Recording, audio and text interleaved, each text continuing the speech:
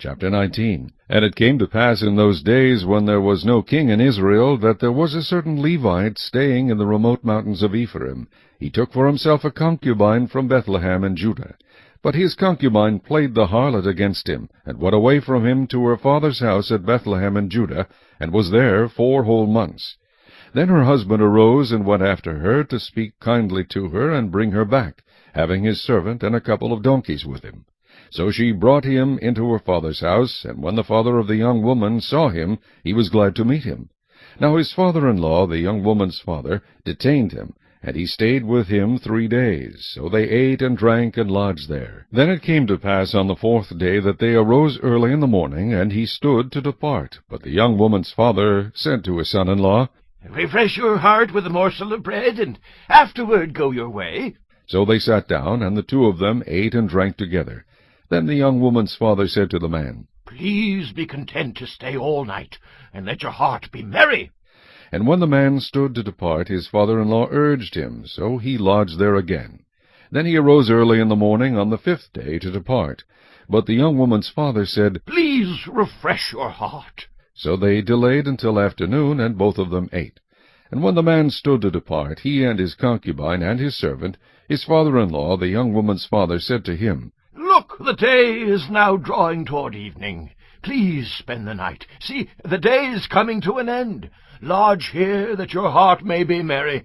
Tomorrow go your way early, so that you may get home." However, the man was not willing to spend that night. So he rose and departed, and came to opposite Jebus, that is, Jerusalem. With him were the 2 saddled donkeys. His concubine was also with him. They were near Jebus, and the day was far spent, and the servant said to his master, "Come, please, and let us turn aside into this city of the Jebusites and lodge in it." But his master said to him, "We will not turn aside here into a city of foreigners, who are not of the children of Israel. We will go on to Gibeah." So he said to his servant, "Come, let us draw near to one of these places, and spend the night in Gibeah, or in Ramah." And they passed by and went their way, and the sun went down on them near Gibeah, which belongs to Benjamin. They turned aside there to go in to lodge in Gibeah, and when he went in, he sat down in the open square of the city, for no one would take them into his house to spend the night. Just then an old man came in from his work in the field at evening, who also was from the mountains of Ephraim. He was staying in Gibeah, whereas the men of the place were Benjamites.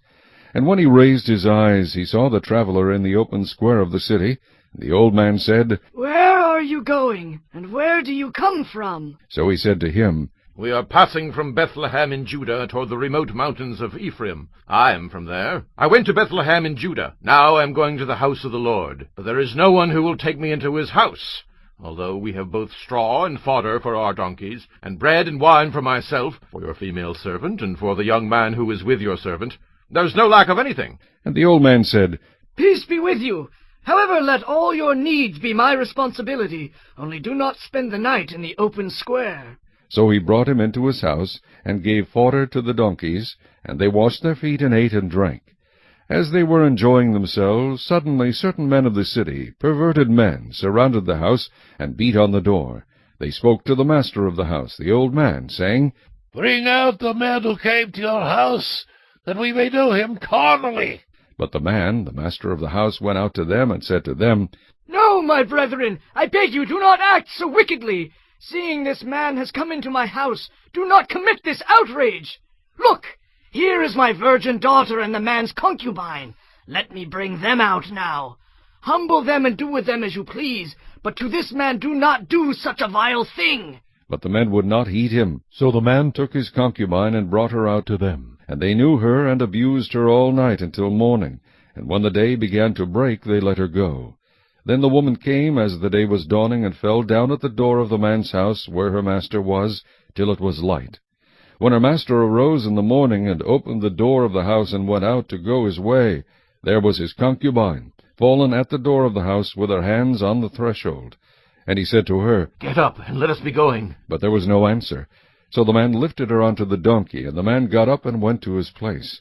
When he entered his house, he took a knife, laid hold of his concubine, and divided her into 12 pieces, limb by limb, and sent her throughout all the territory of Israel. And so it was that all who saw it said, No such deed has been done or seen from the day that the children of Israel came up from the land of Egypt until this day.